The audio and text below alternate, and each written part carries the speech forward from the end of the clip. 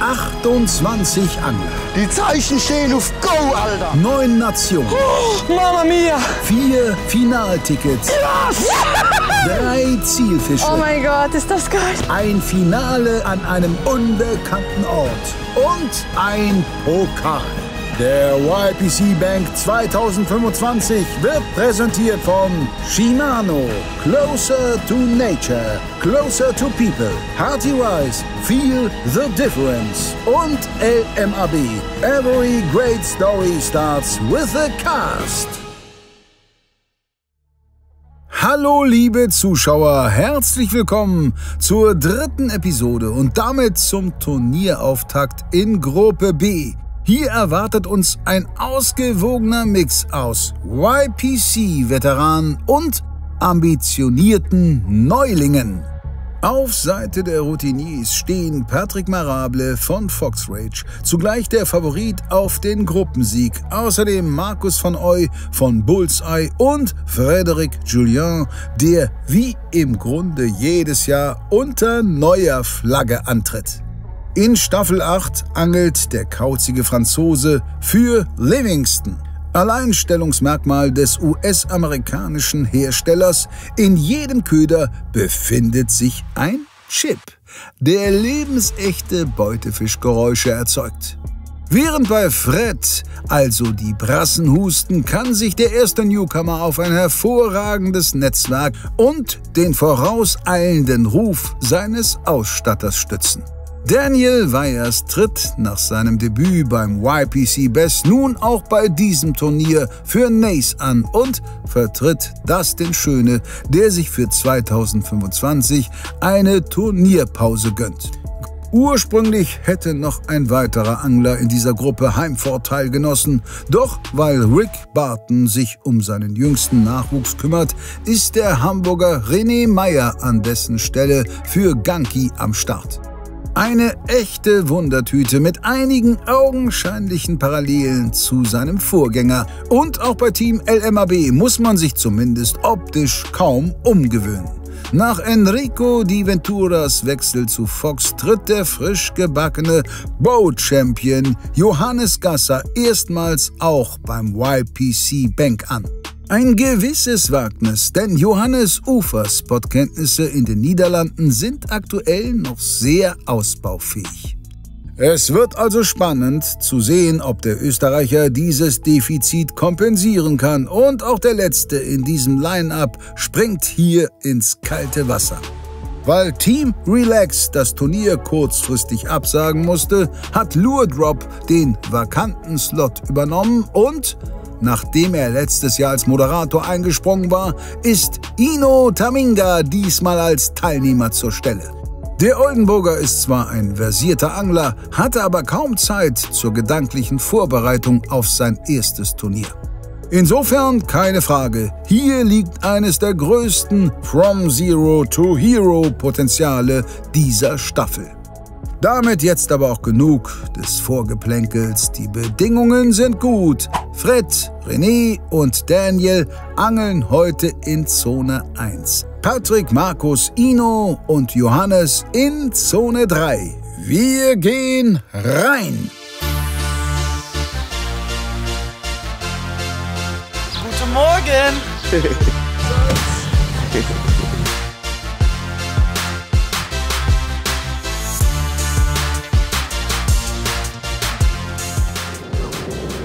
Good morning guys, we're on our way and we are going to be a little bit short in time because right now it's exactly 7 o'clock and we need to drive 59 more minutes.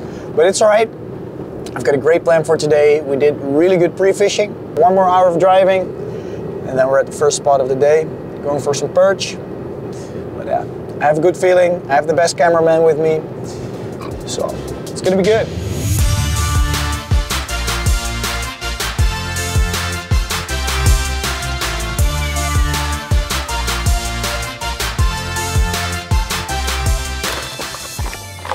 These are the type of days you wish you had a motorbike. I'm just standing still for like 10 minutes or so. Just gonna eat something out of boredom. Hope magically all the cars disappear. Ja, ja, der holländische Verkehr.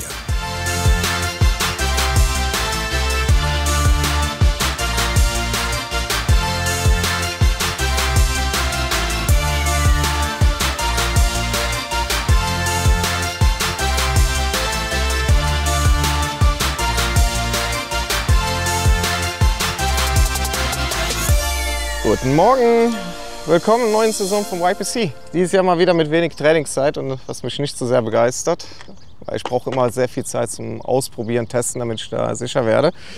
Und dieses Jahr habe ich mich selber in die Nesseln gesetzt. Ich habe mir einen wunderschönen Plan für den ersten Tag ausgearbeitet, wo ich euch fast garantiert hätte, dass wir Hecht auf Topwater fangen.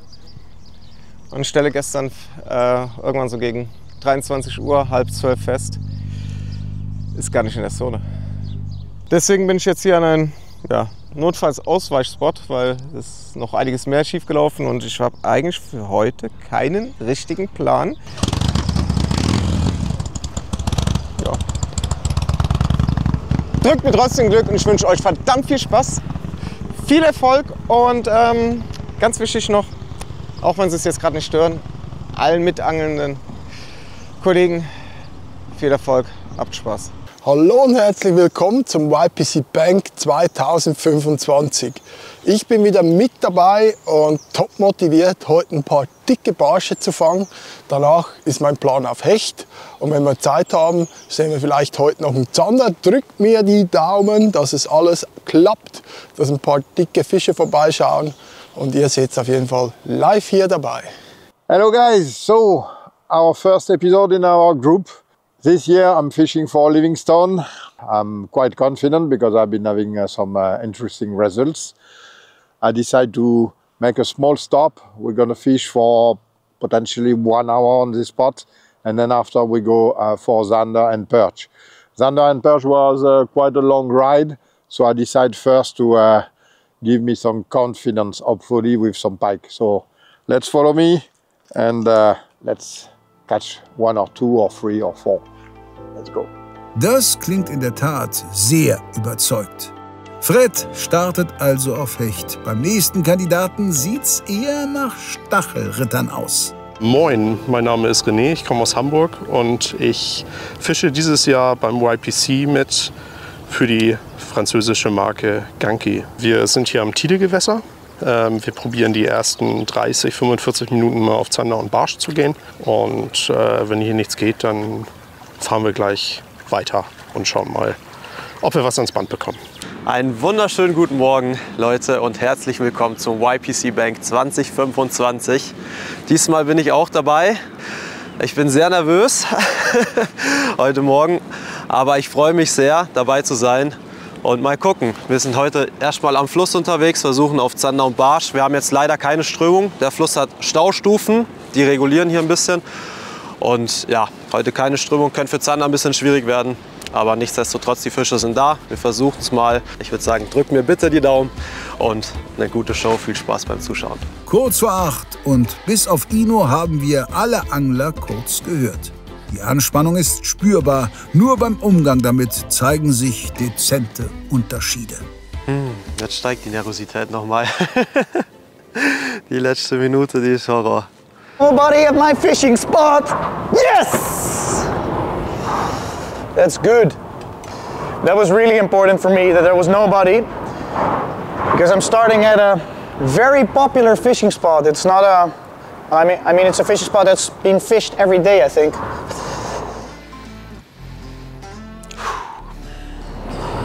Actually, I'll just make one cast with the pike rod, because I really don't want to catch a fish on the first cast. Es ist 8 Uhr, mein erster Wurf für den YPC. Dann schauen wir mal. Ich wünsche mir Glück. Erster Wurf YPC Bank 2025. Let's go. First cast, let's go!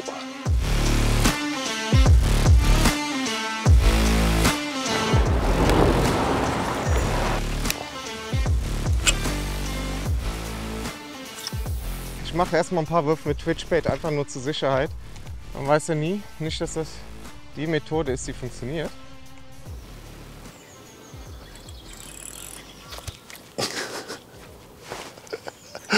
Alter, Gibt's nicht. Okay, no fish on the first cast. I start with a glide bait, the Viper. I can fish fast or slow, and most important, I fish. I have an area which is not too deep, so I've adjusted the weight of this swim bait. It's a very shallow polder. I expect them to be really close from the shore. Ja, Leute, ich fange jetzt hier erstmal an in der Buhne mit einem kleinen Twitchbait, Flash Vibe 67, den Boomkessel und die Steinpackung hier abzuangeln, um zu gucken, ob hier ein aktiver Barsch oder auch Zander an den Steinen oder in der Buhne steht, und arbeite mich dann quasi von hinten von der Buhne vor zur Spitze. Vorne werde ich dann jiggen, aber erstmal hier die Steine abangeln, weil ganz oft stehen gerade die dicken Fische auch und die Barsche direkt hier im Flachen. Das ist das, worauf ich heute eigentlich am meisten Hoffnung habe, hier an diesem Spot. Carolina Rig. Und dass da ein Barsch oder Zander steht. Ich war einmal kurz zum Trainieren hier, habe einen Zander gehabt, einen Fehlbiss.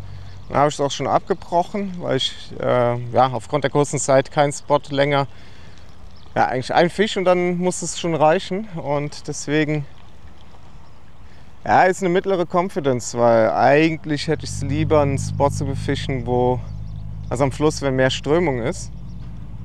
Aber ja, das muss ich mir alles noch, ja, überlegen, sobald ich hier fertig bin, und dann mal schauen, wo ich als nächstes hingehe, weil selbst da habe ich jetzt gerade keinen richtigen Plan. So here I expect the fish to be really on the other side, because a little bit deeper edge on the other side. So what I'm going to do, I'm going to adjust.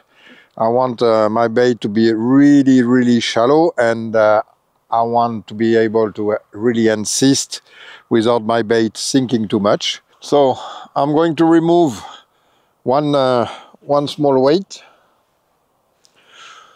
and now I'm going to be really beneath the surface, and my bait is going to be not slow sinking but almost suspending. So I put it back in place, click, and now I'm gonna fish a little bit higher so I can really stay on spot.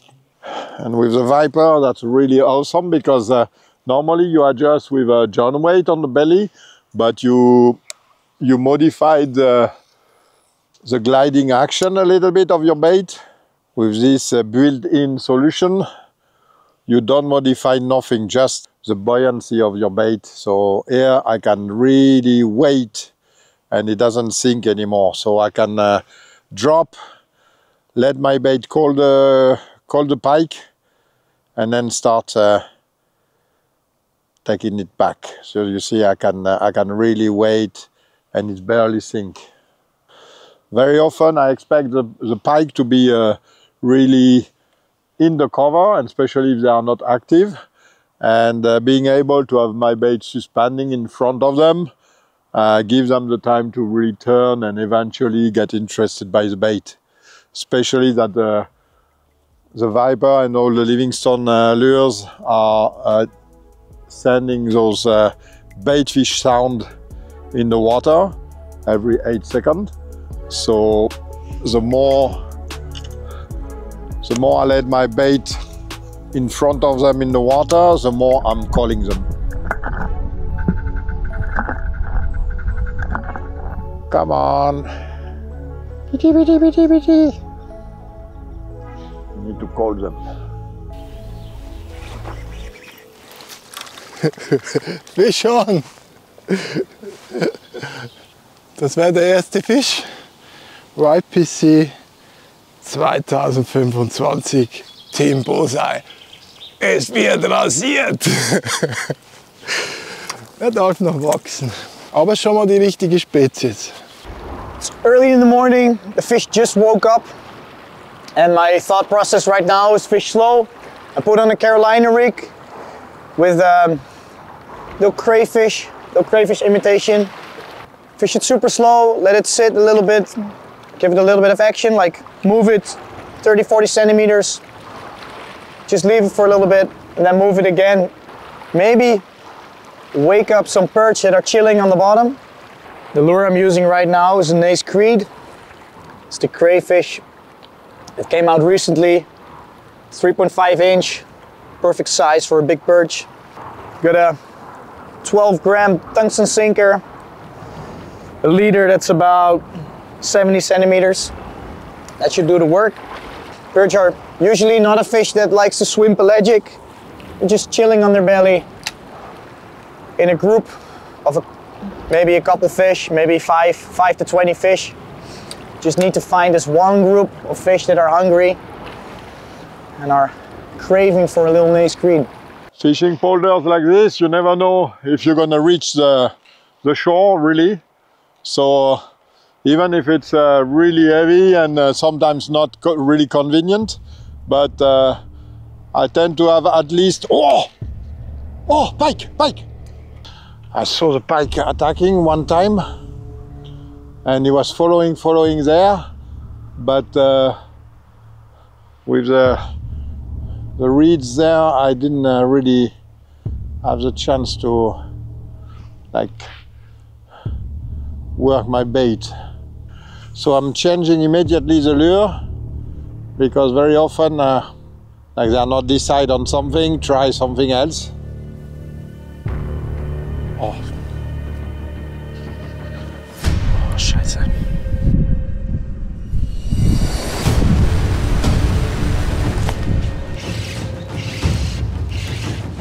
Kleiner Zander wahrscheinlich.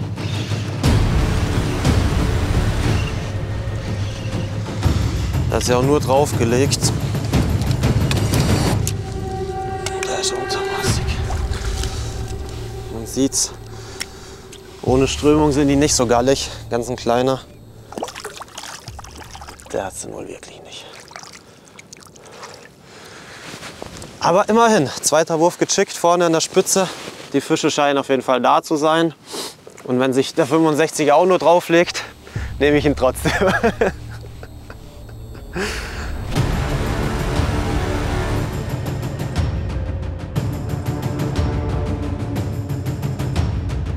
Yes! Now, the problem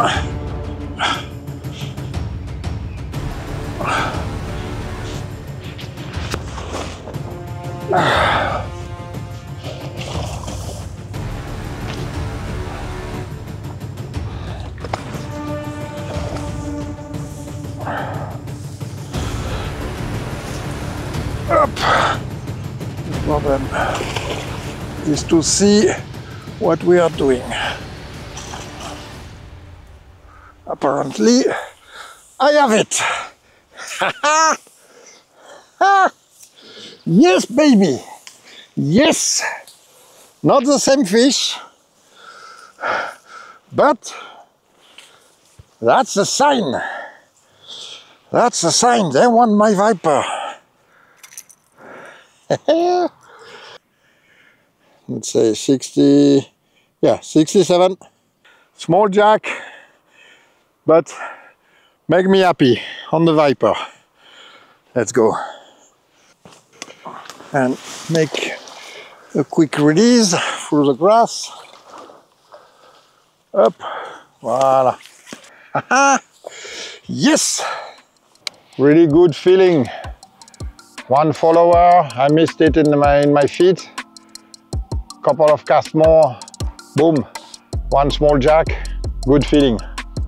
Der Auftakt ist gemacht. Während Fred sich für seinen morgendlichen Hechtabstecher belohnt, ist nun auch unser letzter Teilnehmer endlich bereit für die erste Kameraansprache.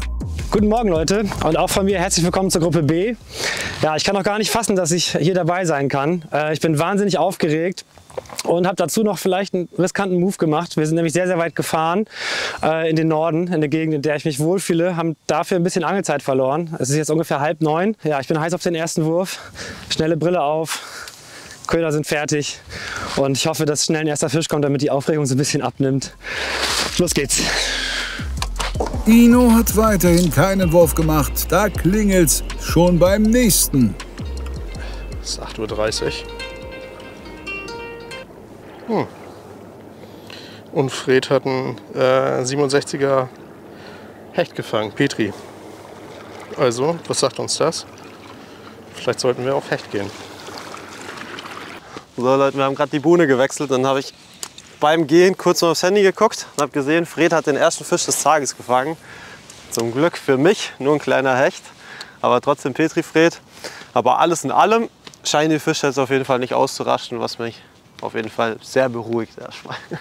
Also das Ziel wäre hier natürlich mit relativ überschaubarer Zeit einen Barsch zu fangen. Nicht, dass ich hier viel Zeit verbrauche. Und wenn das klappt, wenn ich merke, okay, die Barsche sind aktiv, dann würde ich auch gerne auf Topwater wechseln, weil das funktioniert hier auf jeden Fall, wenn die Barsche scharf sind. Aber zum Absuchen, bis ich irgendwo ein paar aktive Fische finde, mache ich jetzt das mit dem Jigspinner, weil ich einfach viel schneller bin, so mehr Fläche abdecken kann. Und wenn jetzt hier was an der Oberfläche raubt, kriege ich das auch mit im näheren Umfeld, würde dann direkt wechseln und hinterher werfen. Bestenfalls einen Barsch Topwater einsammeln. Aber jetzt zum nur Topwater fischen ist mir das zu riskant. Das habe ich auch schon gemacht, dass ich am Morgen direkt Topwater gestartet bin. Erstmal ein Barsch. Erst die Pflicht, dann die Kür. Die einen sagen so, die anderen eher... Ja, mein allererster Wurf im YPC überhaupt und das gleich auch noch mit Topwater. Ich fische hier auf Hecht, aber ich habe mir vorgenommen, an ein paar Stellen die ersten Würfe immer mit Topwater zu machen, um vielleicht den einen oder anderen Bonuspunkt rauszuholen. Mal gucken, ob das klappt. Jo, also ich habe jetzt hier ein bisschen Finesse probiert. 3 verschiedene Köder, habe es nochmal unten probiert. Hatte 1, 2 ganz seichte Anfassungen, einen, denke ich mal, doch akzeptablen Biss, aber trotzdem noch viel zu kurz, hat nicht richtig genommen. Also ich habe beim Anhieb, der kam ins Leere. Jetzt mache ich noch abschließend 3, 4 Würfe mit einem klassisch Gummifisch am Jigkopf und hoffe, dass er irgendwas noch gerade einsteigt und dann geht es weiter. Und ich schwanke noch, ob ich jetzt an den Fluss fahren soll mit Strömung, um dort auf Zander zu fischen, oder ob ich direkt auf Hechte in den Polder gehen soll. Bin mir noch sehr unsicher.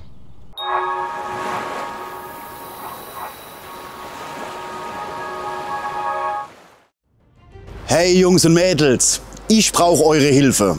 In der vorletzten Oktoberwoche nehme ich am ersten Survival-Format von Hecht und Barsch.de teil. 6 Zweierteams stellen sich eine wirklich harte Challenge, bei der es ums Überleben geht. Aber natürlich auch ums Angeln, ganz klar. Es gibt genau eine Wildcard in meinem Team.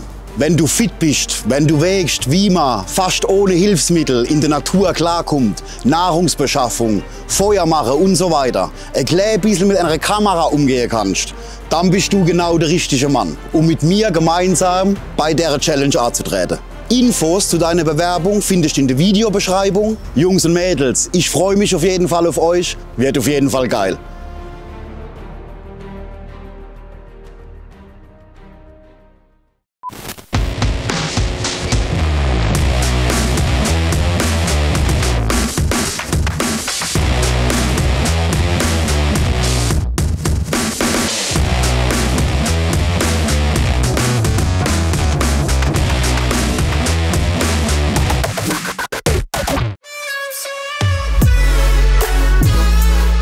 Ein Jahr habe ich an diesen Ködern gearbeitet und nun ist er perfekt und endlich im Handel. Es handelt sich um den Turbo Louis, der erste Metallköder von Monkey Lures. Wir haben 4 Gewichte, 6 wunderschöne Dekore mit viel Liebe zum Detail, Lean Bream, Perchzilla, Carpe Nostra, Snails Calabrese, Inferno Tiger und natürlich darf Chili Cheese nicht fehlen. Also die Teile sind heiß begehrt, checkt sie ab bei eurem Monkey Lures Dealer.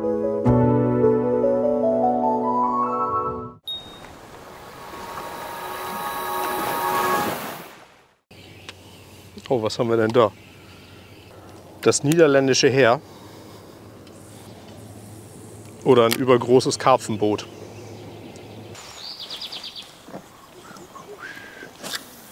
So, Barschis, langsam dürftet ihr mal beißen hier. Wir müssen es nicht zu spannend machen.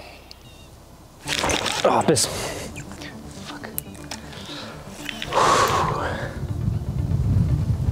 Entweder ein großer Barsch oder nicht.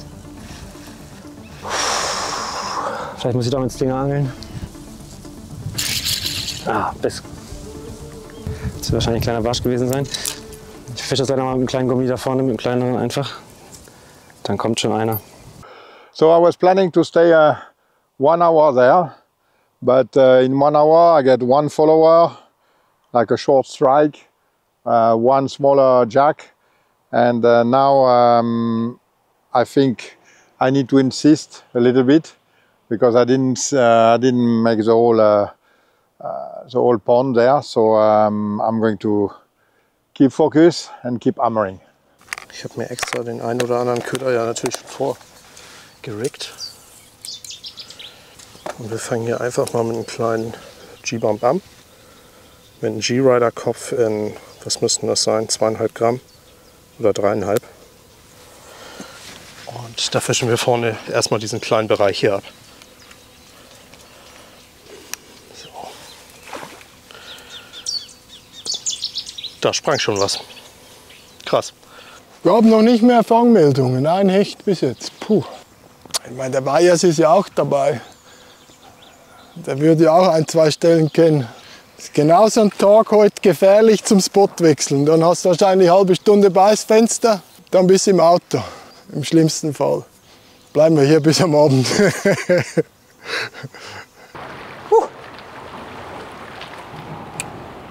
That is a very sharp hook. Oh, what a cast. Sometimes you have those casts that are like, yeah, perfect. That you deserve a fish, you know. This is one of those casts that you think, all right, I just threw this tiny bait next to the bridge. Should be a perch here or a zander. Come on. Wenn ich ein Fisch wäre, würde ich unter dem Busch wohnen. Also ich bin jetzt noch ein bisschen weiter vorne von der Buhne stehen geblieben. Erstens haben wir hier einen Busch, der sehr interessant ist. Und ich habe jetzt auch den Köder dafür gewechselt, Chatterbait, weil hier umso weiter man in die Buhne quasi reinkommt, umso mehr Kraut hat man. Und mit dem Chatterbait kommt man halt auf jeden Fall durchs Kraut. Aktuell scheint es erstens generell gar nicht gut zu beißen. Ist immer noch nur der eine Hecht von Fred drin. Und das bei 6 Anglern, die vermeintlich ihre besten Plätze angeln. Das ist schon nicht viel. Also ja, gucken. Die Fische scheinen einfach noch nicht wach zu sein. Wir haben jetzt noch 3 Buhnen. Wenn da nichts kommt, dann gehen wir Hecht angeln. Aber immer noch versuchen, ruhig zu bleiben. Konzentriert ausangeln, nicht hektisch werden, weil dann angelt man schlecht. Und dann wird das schon. Oh, verdammt!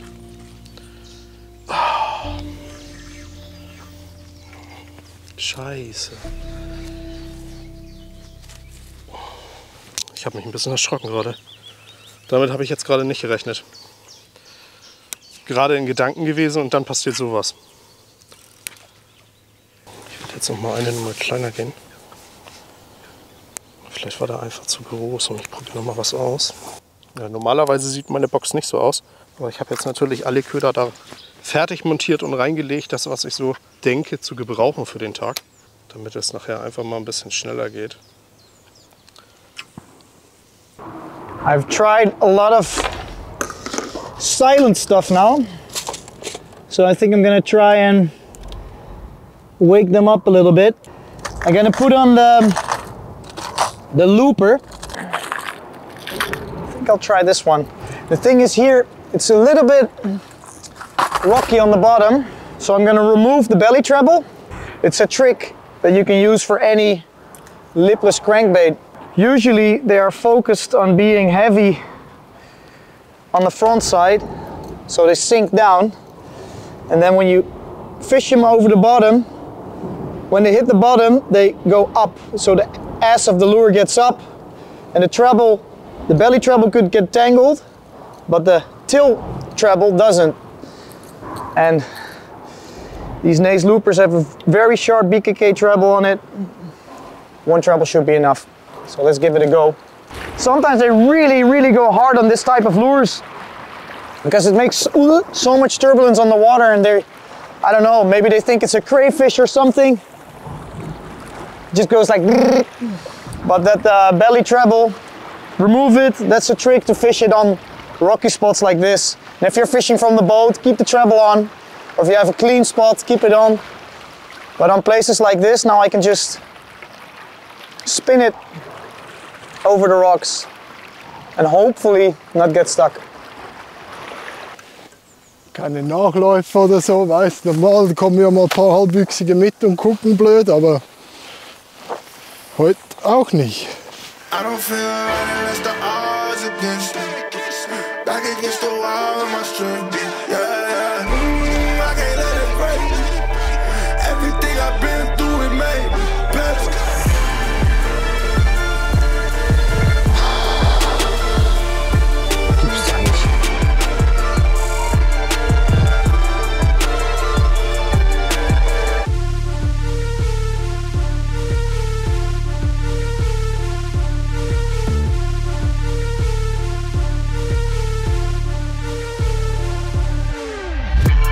Yes! Oh! Oh! Oh! Oh! First cast on this spot! Oh no no no no no no no no no no no no!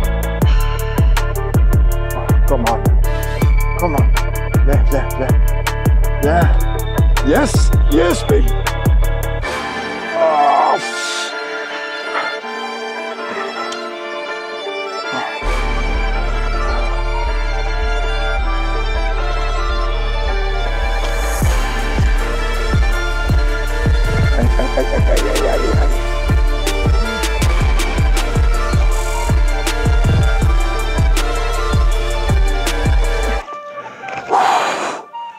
Oh! Wow, what a head! The head is incredible. 83.5, 84. Solid pike. Woo. On the Viper again, Viper 6. I love this bait. I love it. Allez. Up. Allez, bye bye. Yes. 84. That's good and really incredible, because I wanted to fish the other side and I said, nah, this is good looking, so make a cast. Boom. That's how I like it. Der Zwischenstand ist schnell erzielt. Fred bleibt allein auf weiter Flur. Wir schauen bzw. hören uns lieber mal den Köder an. Maybe you hear it. It has a connector there. When you put it in the water, it's talking. So this has a kind of a brim sound incorporated, and every 8 seconds it's shouting. And it's like if you hunters are using this a lot, and not fishermen. That's really crazy. Hunters are using callers, and they whistle for birds, and they whistle for deer. And we only put rattle. We never put the natural sound. We never try to imitate the sound. And with Livingstone, that's what we do. We imitate the real sound of the bait fish. Check it out. At least for me today, look like it's working. Welcome to the Frederic Chillier Show. Petri Fred, langsam sollten wir auch ins Geschehen einsteigen, sonst ist das eine fade Nummer hier. Ich wechsle jetzt mal den Köder das erste Mal. Chrome war im Training hier tatsächlich am besten. Ich habe auch 2 Bisse bekommen. Allerdings ist es heute super windig. Und um jetzt ein bisschen mehr Druck und ein bisschen mehr Stress im Wasser zu erzeugen, bleibe ich im Prinzip bei der Farbe. Werde aber auf einen Multivibe wechseln. Einfach um ja, ein bisschen mehr Aufmerksamkeit auf mich zu ziehen. Ist eigentlich eine Kombination, die ich in Polder sowieso ganz gerne fische. Hier ist die Besonderheit, dass das Gewässer so tief ist. Deswegen war Jiggen zumindest im Training die bessere Alternative. Aber wir schauen mal, ob das jetzt vielleicht die Hechte überzeugen kann, richtig zuzupacken.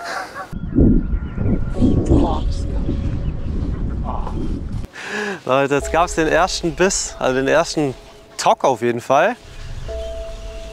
Ich verstehe es nicht, ehrlich gesagt, weil wir angeln super klein, super leicht auch, also eigentlich muss der richtig reingehen. Ich guck gerade mal. Da, es war ein kleiner Zander, der hat den hier einmal festgehalten, so einen kleinen. Aber gut. Wir sagen einfach mal, er war untermaßig. Fürs Gefühl aber schön, mal wieder eine Rückmeldung gehabt zu haben. Wir haben gerade noch mal die Gruppe gecheckt. Fred hat schon wieder ein Hecht gefangen, aber ansonsten alle anderen Angler, inklusive mir, tun sich wohl ein bisschen schwer. Aber gut. Ab 11 geht's richtig los, Leute, ab 11. Da sitzen wir wahrscheinlich gerade im Auto. We're gonna move a little bit. Just a couple hundred meters with the car, and then we come back here and then we move. We go to the other spots. Let's go. Hoop.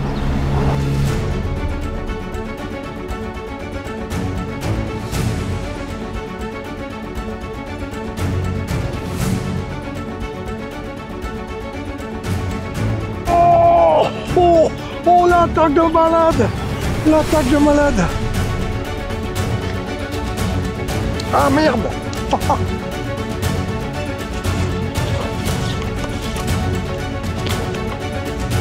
Elle s'est déclenchée dans le monstre, dans le mauvais sens.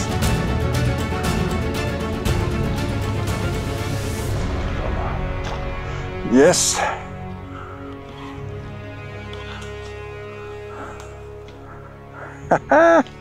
J'ai vu l'attaque. The strike was incredible. Incredible strike. I saw it coming from the side and boom. 64. Okay. Nice small jack. They look active for me. I'm happy. And again the Viper. Come on. Yep. Yes. Yes. I don't care much about numbers, but it's fun. It's fun because now it's a small and the next one will be a big one. Wenn es so weitergeht, muss Fred sich auch wirklich keine Gedanken um Zahlen machen. Es droht hier eine einseitige Sache zu werden, obwohl René mittlerweile eine ähnliche Taktik fährt wie der Franzose. Wir sind hier an der 2. oder 3. Stelle, besser gesagt. Wir gehen jetzt ein bisschen poldern, nachdem das mit dem Zandern und Barschen nicht ganz so geklappt hat. Und ja, versuchen hier mal den einen oder anderen Hecht zu überlisten. Mit unserem neuen Itoka Run. Ganz neu, kommt Ende des Jahres auf den Markt. Nicht Silence, hat ein paar Rasseln drin. Ja, und mal gucken. Damit wurden schon die ein oder anderen guten Fische gefangen. Twitch wird auch gar keine Reaktion. Ja, ich wechsle mal auf was Dezentes. Bin ja hier recht schnell unterwegs, mache Strecke. Daher habe ich nur eine Route dabei.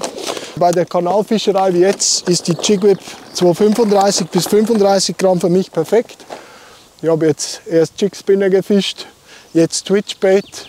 Wollte jetzt eigentlich auf Gummi wechseln, aber irgendwie alles mit so viel Aktion hat jetzt gar nichts gebracht.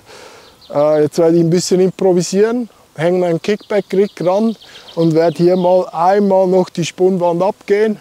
Wenn ich am Ende bin, kann ich ja dann wieder entscheiden, ob ich auf Gummi wechsle oder noch mal was mit mehr Dampf fische.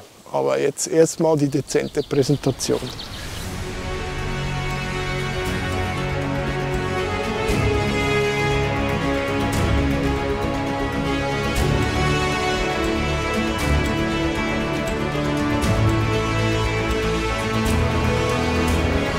Ja, fish.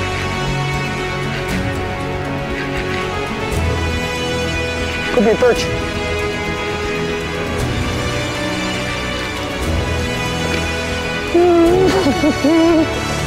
Ja!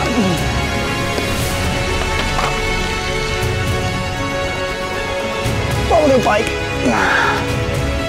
It's a perch and it's a big perch.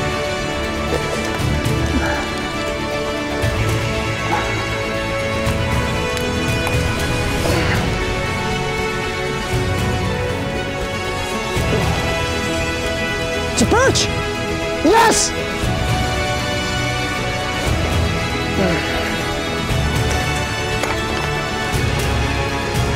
Boom! Yes!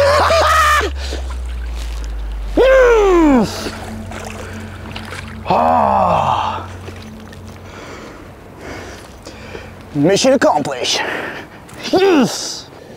Alrighty. Oh. Oh, I always forget how strong the fish are in the summer. It's crazy. It's a long fish. It's a good fish. It is. Ooh. 46. That is a excellent perch. Wow. On the Naze Warrior chatterbait. It's a really, really good summer bait. I'm so happy with this fish, man. There you go, mate. Woo! Woo! No finesse today, just bang with the Naze Warrior. I'm gonna show you the lure, but yes, yes! So the lure I'm using is the Naze Warrior 18 gram with the Ghost Junior in 5-inch. I attached an extra BKK trailer hook just in case you get those tail nibblers.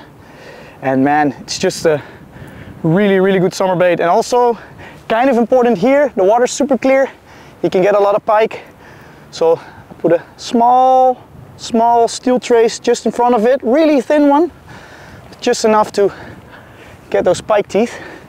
But yes, first perch, really important one because perch fishing was not easy with the training. And this is a big one. This counts as 92 points. We're in the game, guys. We just need some zander and pike, but I'm definitely gonna try and see if I can get another perch because usually perch are not alone. So probably out there, there's 1 or 2 or 10 more, I don't know. But let's see if we can catch at least one more. And then I have an appointment with Mr. Zander. Power Fishing sticht Finesse, zumindest in Daniels Fall. Richtig starker Fisch, der den ein oder anderen Konkurrenten ins Grübeln bringt. Fühlt sich schon schlechter an, wenn man hört, dass die anderen doch jetzt nicht so schlecht fangen. Vorhin war mal so eine schöne Gruppendynamik. Die spaltet sich jetzt so langsam. Also ich hätte es gerne noch ein bisschen klarer, das Wasser, weil da hast du einfach noch mal bessere Chancen auf Topwater zu fangen.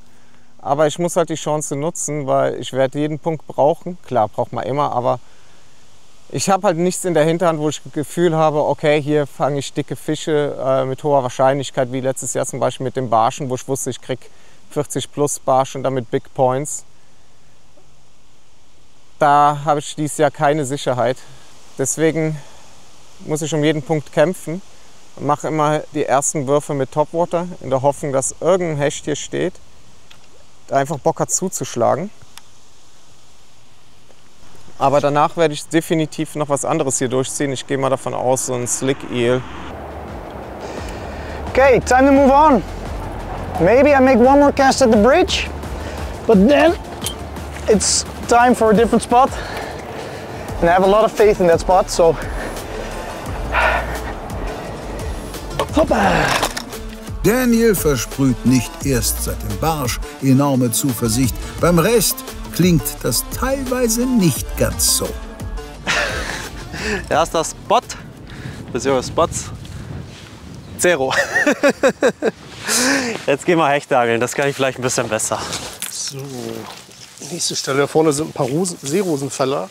Die befischen wir einfach mal ein bisschen. Das ist ein Ansitzangler da drüben, ne? Ja. Wir können ja fragen, ob der ein paar Würmer hat, dann können wir dropshotten. Ja, Vertrauen ist nicht da und ich muss einfach irgendwas fangen. Und deswegen werde ich jetzt auf den Slick Eel wechseln. Läuft echt nicht wie geplant. Also richtige Misere bis jetzt. Obwohl ich ja vollstes Vertrauen in den Köder habe an für sich. Für mein Nervenkostüm ist er jetzt einfach zu langsam, weil das ist ein Köder, den führt man relativ langsam, den kurbelt man langsam ein. Und vielleicht wäre es das, was die Fische brauchen, aber es ist nicht das, was ich brauche. Ich brauche etwas gerade mit Action, wo ich relativ zügig mit fischen kann, sowas wie ein Chatterbait oder ein Twitchbait. Einfach nur fürs eigene Gefühl. Ich hole mal jetzt einen etwas schnelleren Köder, hier den Fox Rage Slick Stick. Und ich hoffe, dass ich damit so den Kompromiss aus relativ lebhafter Führung und Auffälligkeit durch Farbe, aber nicht zu grell finde, sodass die Fische darauf beißen.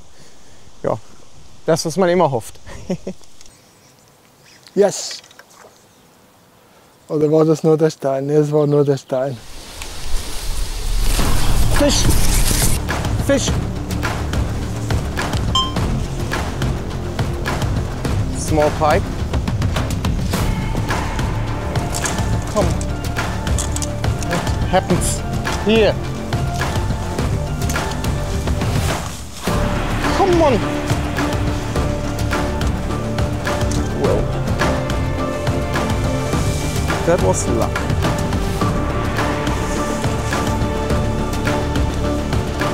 Really small pike. But it's a fish. Oh, sorry, ich habe einen englischen Kameramann und deswegen bin ich die ganze Zeit Englisch am Sprechen. Das nimmt es mir nicht übel. Ist ein kleiner Hecht. Ich habe mich entschneidert. Yes. 56, 65 für Ihr Prof. Yep. Dann mal schnell zurück mit den Kleinen. So. Entschneidert. Wenigstens das, also keine Nullnummer. Ich wiederhole nicht vor 2 Jahren, wo ich auch so wenig Zeit zum Trainieren hatte. Immerhin. Fisch ist Fisch. Yes. Das klingt stimmungsmäßig doch schon ganz anders. Patrick ist als Dritter auf dem Board. Währenddessen steht Markus kurz davor, die Zelte abzubrechen. So, ich probiere jetzt hier vorne noch ein Chatterbait über die Steinpackung. Und wenn das auch nichts bringt, werde ich meinen Plan anpassen dem Resultat und früher als gedacht, mit weniger Barschen als gedacht, auf Hecht wechseln. Aber es braucht nur einen Wurf. Es braucht nur einen Wurf. Es geht auch nicht darum, 20 Barsche zu fangen, aber halt einen schönen wenigstens.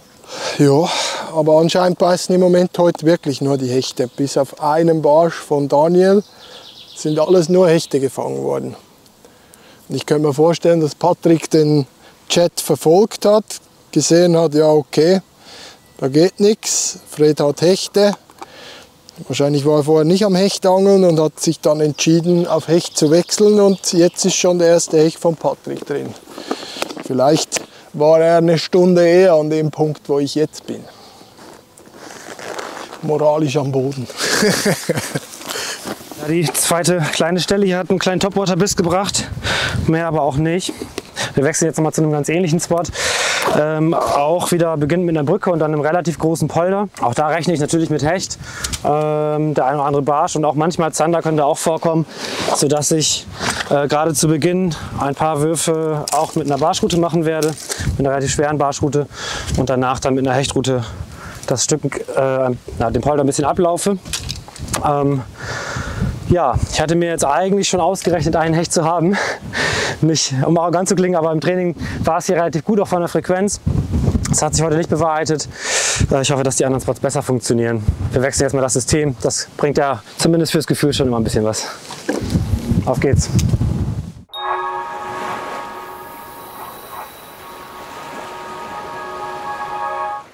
So sieht er aus dieses Jahr. Erstmalig im Hochformat und designt von Nace-Botschafter und YPC France-Gewinner Romain Maudet. Fast 250 € Warenwert, 24 exklusive Produkte von 17 coolen Brands, jeden Tag die Chance, ein goldenes Ticket zu gewinnen und das alles für nur 99,99 plus Versand. Wenn du deinen limitierten Hecht- und Barsch-Raubfisch-Adventskalender wirklich sicher bekommen willst und uns zudem beim Finanzieren der gesamten Ware unterstützen möchtest, dann bestell den Kalender bitte nicht erst im November, bestell ihn jetzt.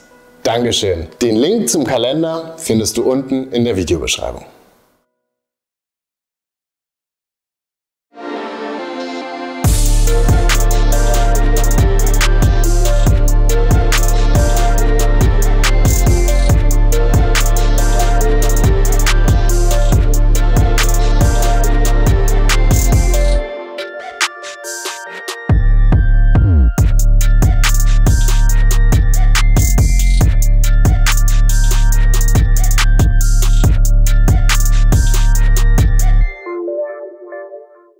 Sometimes it burns Kein Bock mehr auf böse Überraschungen? Hol dir Lure Drop, das Monatsabo für Raubfischangler. Krasse Neuheiten, exklusive Sonderfarben und ein riesiger Preisvorteil. All das und vieles mehr gibt's auf luredrop.de.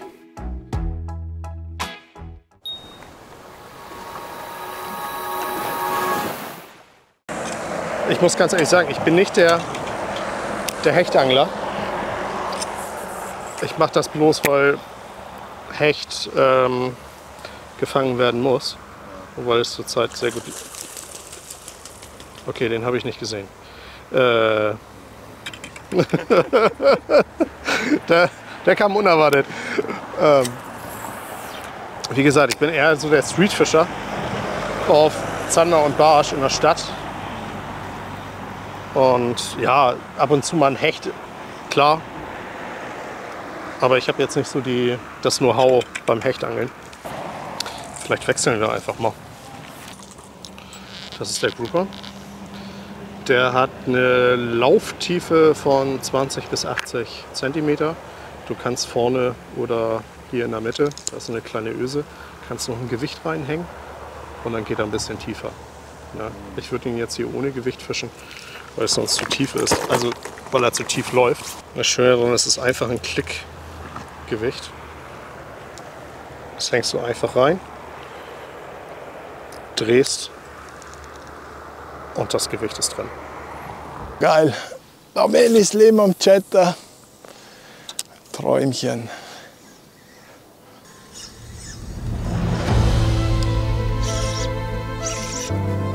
Fisch on! Ein Wurf braucht's.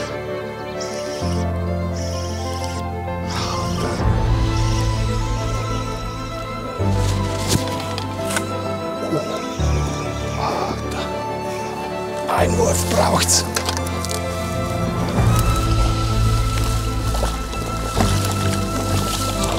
Das war der dritte Wurf mit dem Chatter. Und ich habe noch nicht aufgegeben. Aber die Moral war vor 5 Minuten noch ganz woanders. Das ist sogar ein schöner Barsch. Ich habe noch gesagt, wenn jetzt hier über den Stein nichts geht, dann können wir abhauen, weil was soll ich noch machen hier? Geil, Mann. Eine Erleichterung. Ich weiß nicht, ob ihr das da am Bildschirm mitfühlen könnt, aber ich bin gerade sehr erleichtert. Ich habe recht an meinen Entscheidungen gezweifelt und es gab keinen Grund zum Zweifeln. Schaut euch mal an, wie der hier Lamellis Slim weggeräumt hat. Voll Wolle rein. Aus Sicherheitsgründen, weil ich die Fische haken will. Mit Trailerhook hätte es alles nicht gebraucht. Oh, der ist wirklich nicht schwer, aber gar nicht so kurz.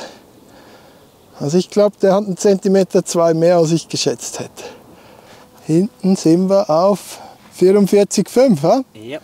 Angerissen, sind 45. Da ist er, der erlösende Barsch. 45, 90 Punkte gibt das hier. Ich mache es gerne auch in die Brennnessel. Alles für die Barsche. Wunderschöne Tiere, schaut euch das an. Wenn er den Kamm noch mal stellt, einfach schön. So, danke mein Freund. Oh. Let it rain. In die Fresse. Grüße an Enrico. Der Geist ist beruhigt, der Körper zittert noch.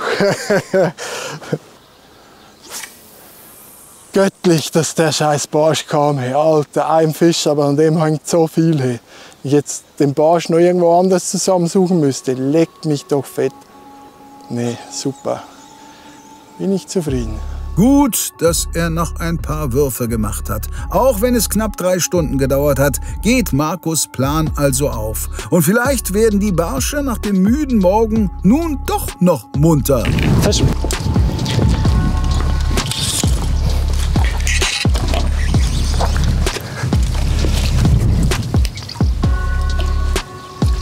Guter Barsch. Yes. Auf Topwater. So, der hat ihn noch mit Macht genommen hier. Schöner Barsch. Ich denke, der wird so Ende 30 ungefähr haben. Das sind 39, das sind, würde ich sagen, 40, oder Juli? Ja. Oh, das ist so eine Erleichterung. Mann, oh Mann, ich meine, alle sagen, ihr könnt euch nicht vorstellen, wie aufregend das ist, aber ihr könnt euch nicht vorstellen, wie aufregend das ist. Und zum Glück habe ich nicht hingeguckt. Ihr kennt es vielleicht beim Topwater-Angeln, wenn man nicht so drin ist und noch nicht so viele Fische auf Topwater gefangen hat in der Saison, dann zieht man den Köder meistens vor dem Fisch weg. Ich habe nicht so richtig hingeguckt und der Fisch war schneller als ich, das war gut so. Ja, der Fisch kam jetzt auf den Splash-Vibe. Gerade bei so windigen Bedingungen setze ich eigentlich eher auf Popper, obwohl die meisten ja am liebsten Stickbaits fischen auf Barsch. Beim Hechtangeln bin ich ein Popper-Fan und auf Barsch versuche ich immer nicht so große Splashes zu machen. Ich habe jetzt eigentlich damit gerechnet, dass ein kleiner Hecht einsteigt, aber den Barsch hat es nicht interessiert. Ich probiere das nochmal, vielleicht kriegt man das nochmal reproduziert. Da unten ist ein bisschen windstiller. Das scheint eine ganz gute Stelle für solche Aktionen zu sein.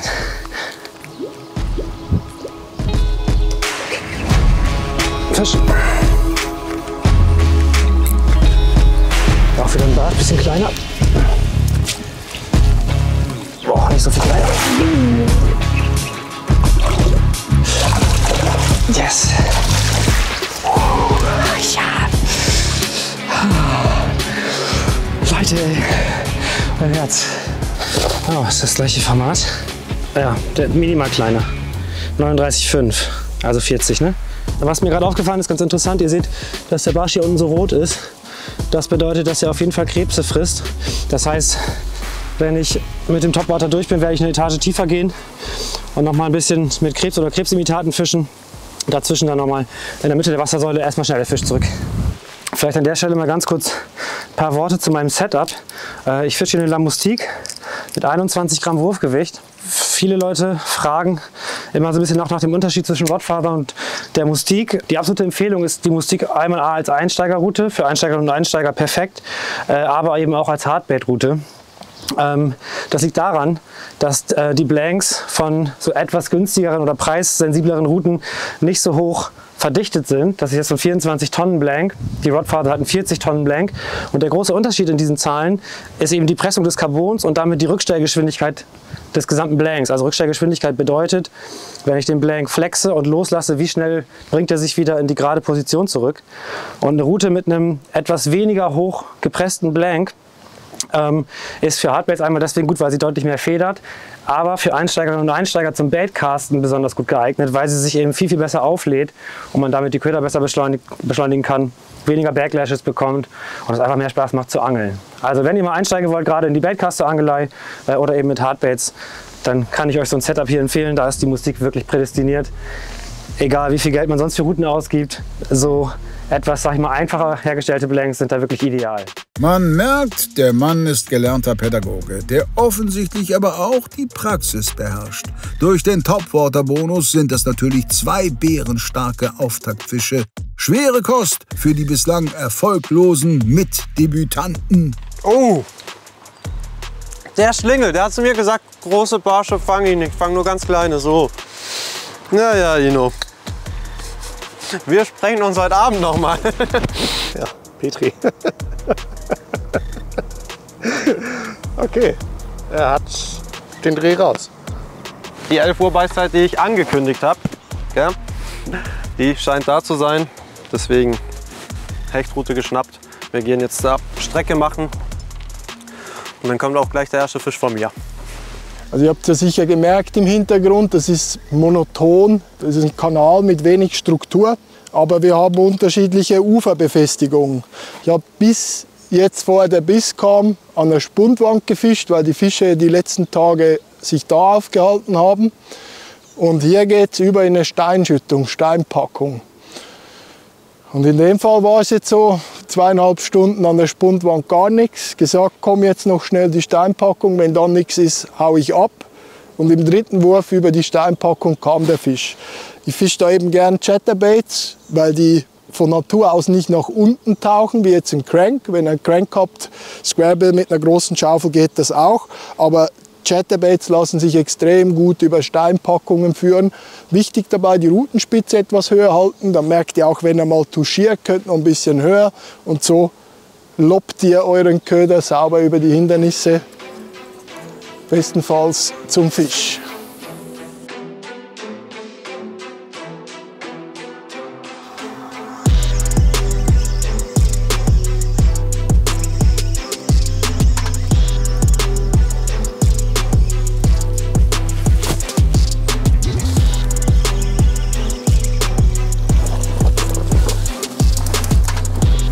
Nicht ganz so groß, aber ein Barsch.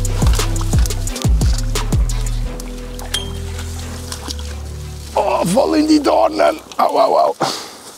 2,5 Stunden in die falsche Richtung gefischt. He? Ei, ei, ei. Also ihr seht, wenn man sagt Barschlänge zu Köderlänge, ist mehr als halb so lang wie der Barsch. Und trotzdem keine Angst. Was ist der hier? 28,5, also ein 29er Barsch. Auf so einen großen Chatterbait. Also wenn die fressen wollen, dann attackieren sie gerne mal was Größeres. He? Das sind so wunderschöne Tiere, die Barsche. Je schöner, je größer, je schöner die Barsche. Ich mache doch noch einen Wurf.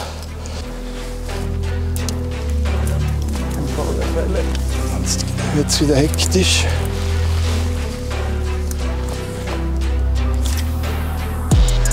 Fisch! Besserer oder er verkauft sich nur gut.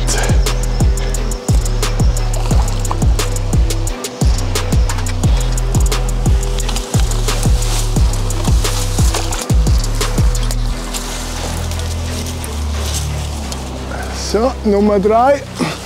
Leider nicht so groß wie der erste. Er ist ja, einen halben Zentimeter kleiner.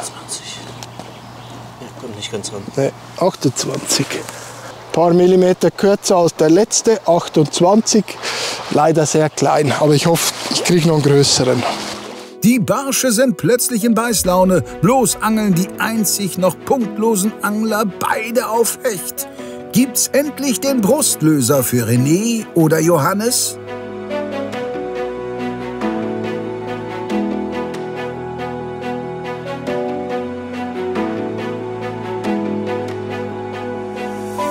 Fisch, Fisch.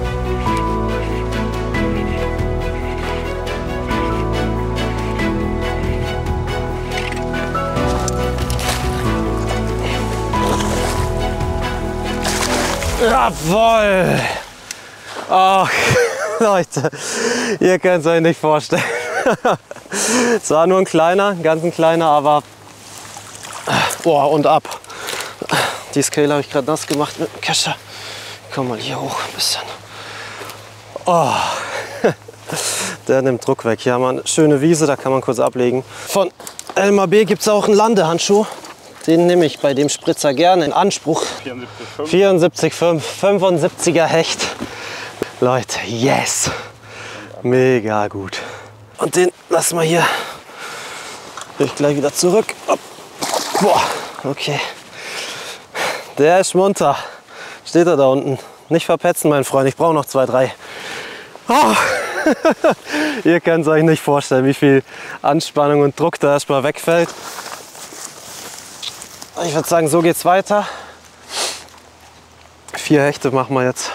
Noch ein kurzes Wort zum Köder. Ihr habt es gesehen, der Fisch war schon lose im Kescher. Ich habe hier einen Trailerhaken noch dran gemacht, wegen dem Kraut eben. Und hier mit einem Stück Draht befestigt den, dass der hier auch immer mittig bleibt und eben kein Kraut sammelt von unten. Und endlich hat es geklappt und weiter geht's.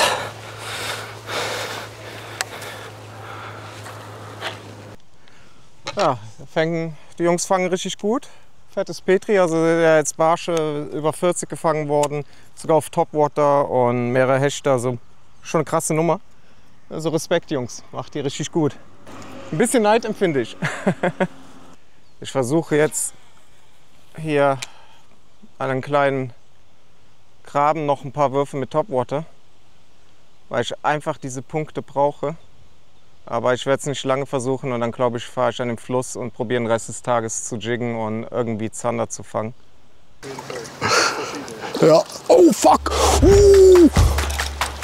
Fuck, fetter Nachläufer, fuck, fetter Barsch. Oh, war das ein Kamuffel. Leck mich fett. Es ist noch nicht vorbei.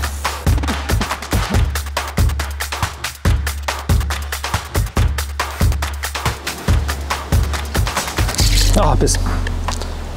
Hat sich angefühlt wie ein Hechtbiss. Kann auch gut ein Barsch gewesen sein, war sehr hart. Kann auch sein. Das wär's, ne? Ja. Fisch. Nee. Doch. Todeskleiner Barsch.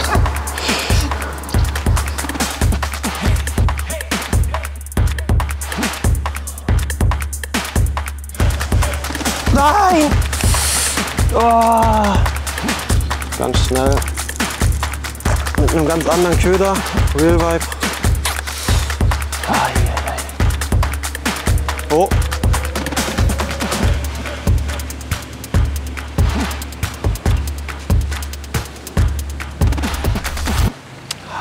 Ich glaube, er hat schon gecheckt, leider. Kam noch mal hinterher, aber sehr, sehr langsam. Ah. Okay, so we just arrived at the spot. It's a pikey spot. I want to make a couple casts. I'm gonna try Ghost Junior 6.5 inch and maybe a Venom in the same size. See if we can catch a pike.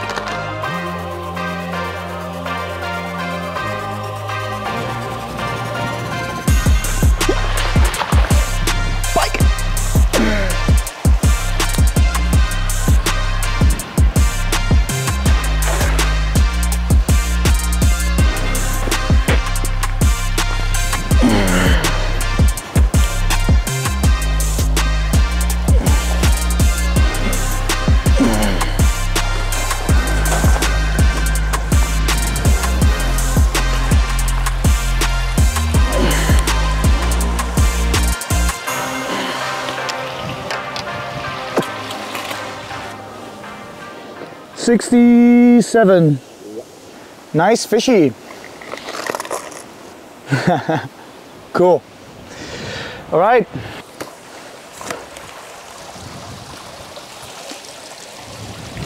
Here you go, buddy.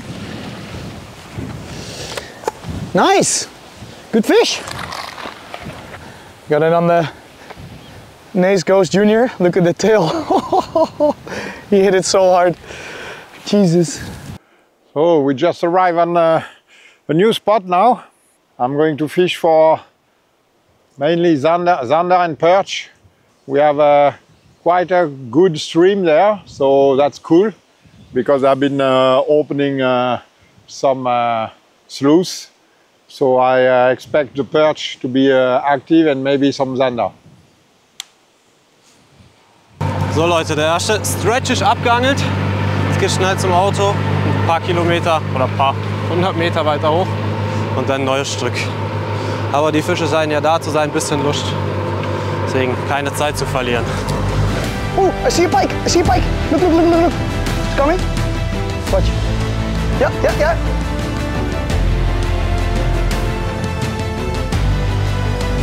Ah, it's pretty big.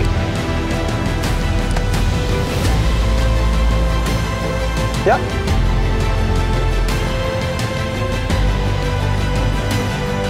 Coming? Yes!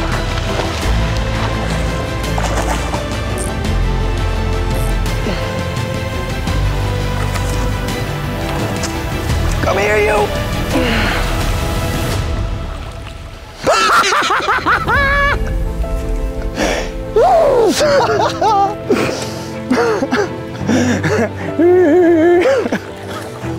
What the fuck is going on?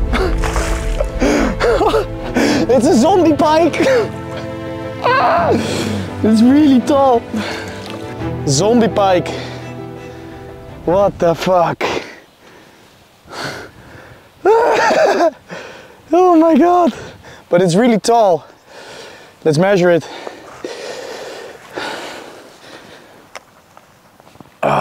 It's 90, 91. Yeah.